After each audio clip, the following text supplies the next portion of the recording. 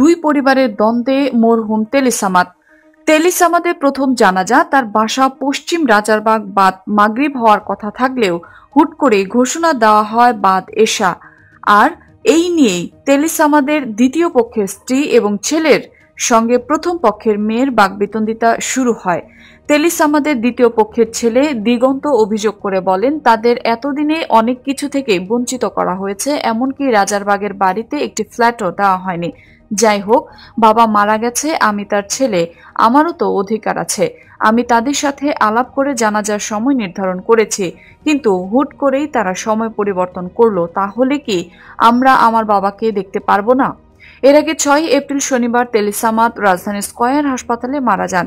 শেষবারের মতো বাবাকে দেখতে এসেছিলেন তার দ্বিতীয় স্ত্রী এবং ছেলে দিগন্ত।